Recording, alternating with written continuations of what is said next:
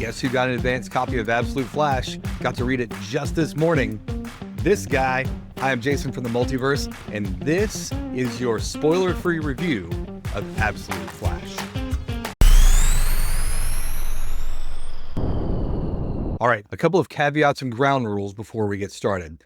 DC gives me these advanced reviews. I cannot show images from the advanced reviews, but I can show images from previews that they have released.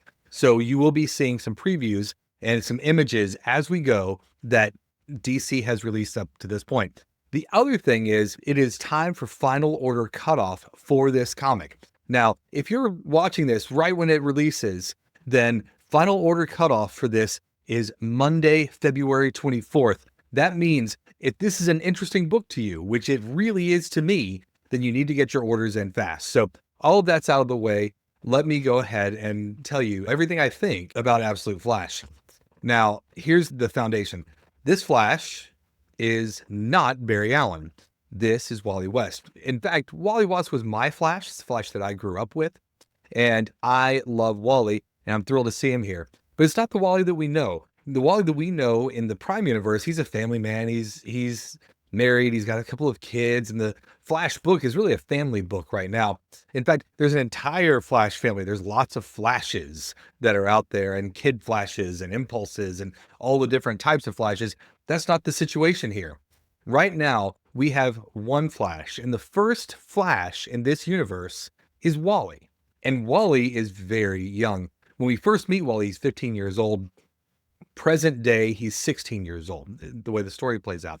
So he's a very young Wally West. And Wally is an army brat. He's grown up, moving around a lot. And this is really sort of a coming of age story. And it's coming of age with superheroes. When you see Wally and the things that he's going through, it's all the things that people go through when they are teenagers, when they're 15, when they're 16. I mean, it's like reading an old Spidey comic, really. He's a little more angsty, I think, than Peter Parker ever was, but he's had a tough life, this kid. Now, in this book, it's a little scary, really. Like, imagine, we've seen how Superman, in many stories, we've seen Superman come through and how scary it must be to grow up with those powers. Like your heat vision suddenly shows up and you're blasting stuff in the middle of your class or whatever. Imagine if you're super fast and your mind is racing and maybe you start running and you end up 2 states over. That kind of thing. If you're a kid, that's got to be scary. If you're anybody, that's got to be scary. And that's what we get here. We don't get to see in the first issue a lot of fully in control, action-packed superhero Flash running around. This is very much an origin story. It's very much an origin story of a teenager who is finding that he has powers and he's coming into those powers. Now, one of the fun things about this book is the title itself. This book is the first part of Flash of Two Worlds. Now, you might say, that's a familiar title. I've heard that before. Well, of course. Flash of Two Worlds is a famous story from Flash 123, where the Flash of the Prime universe, the main universe, meets Jay Garrick, the classic Flash in another universe. And we get this first introduction to the multiverse.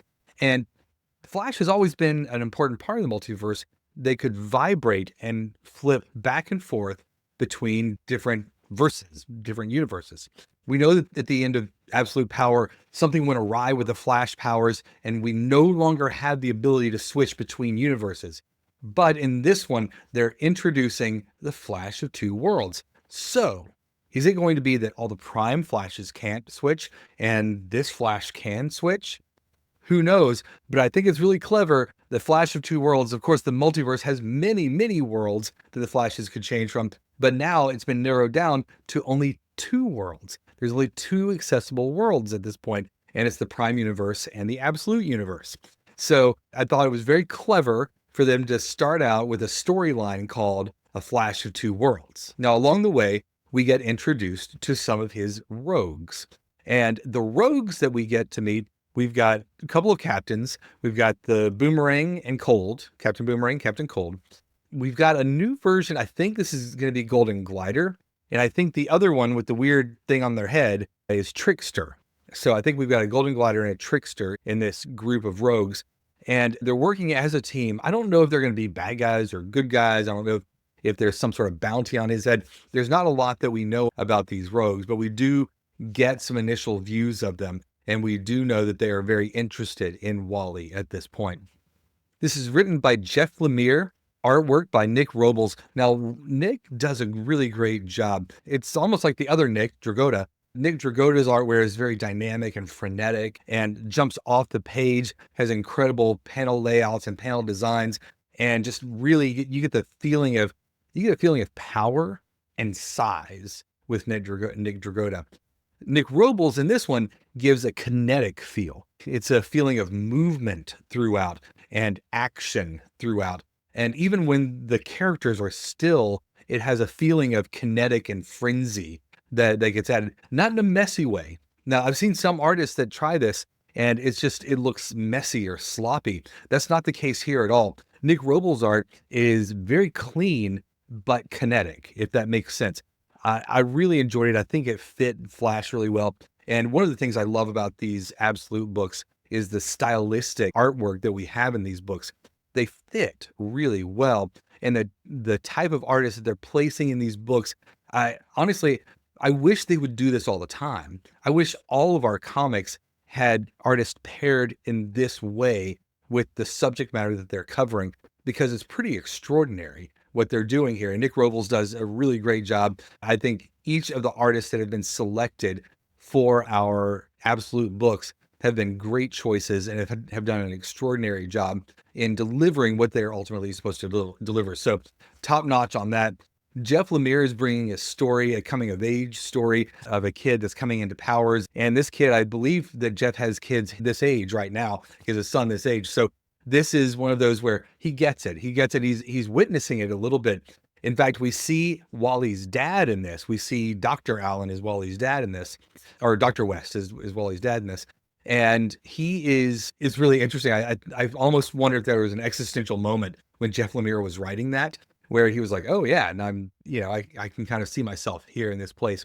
And this is a guy that just wants the best for his kid, who's lonely and angsty and curious. And as a dad who's had kids at that age, my kids are past there now. I've been there. I totally get what he's doing in this place. But Wally is really struggling as a teenager. The book is a solid origin. It's very different than any origin of Flash that we've seen in the past. There are lots of things that are unclear. We do get a glimpse of Flash in costume. We don't know where the costume came from. We don't know a lot about that. We get flashes of his power. Flashes of his power. We get glimpses of his powers over time here and there, but we don't see any big Flash rescue action. We don't see any fight scenes. Those things don't exist. We do know that he's being pursued by the Rogues, the new version of the Rogues, but we don't know why. We don't know if they're good guys trying to reach him and help him, because he's definitely spiraling. We don't know if they're bad guys who are trying to capture him for some sort of experimentation or something. We don't know anything about it. So that's going to be an interesting part of the story that unfolds. You never know what's going to happen in the Absolute books. Sometimes the bad guys turn good and the good guys turn bad. It's sort of like in the Ultimate Universe, we have Harry as a good guy. We have a Goblin as a partner to Spider-Man in that world. Is that sort of thing going to happen here in the Absolute Flash? Here's what I can tell you. When I rank these Absolute books, I have them ranked. I love Absolute Batman. I think it's the strongest I've seen. Then I go Superman, then Wonder Woman's right under there. That's my personal ranking.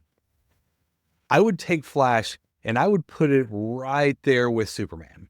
I would maybe a slot below or maybe a slot above.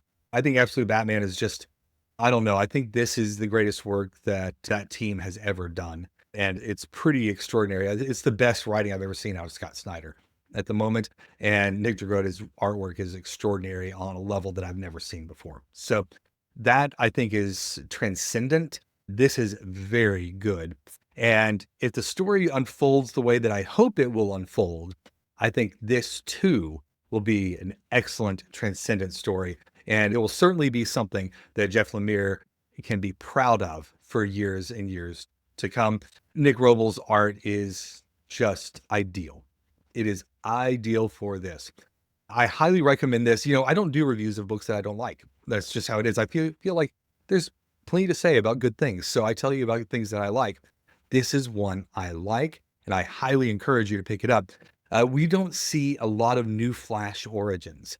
So the new Green Lantern that's coming, we see a new Green Lantern origin pretty often. Lots of people have been Lanterns, but we don't see new Flash origins. And this is a good new Flash origin, and it's absolutely worth your time. I'm interested to see there's a Gorilla Grodd maybe thing going on too. We'll see if that unfolds. It's a lot of this happens in the background. You just have to be observant and see it and see what you pick up when you read the book. There's a lot there. It's dense, it's frenetic. Pay attention to all the little details in the background, even though it's tempting to just read the surface. There's a lot happening in these pages, and I loved it. I absolutely loved it. Go to your local comic shop and pre-order this book. Final Order Cutoff is coming right up, so make sure you pre-order it. If you don't have a local comic shop, you can always come and order with us at the Multiverse. You can find us at multiverse.shop. Thanks all. Keep reading comics.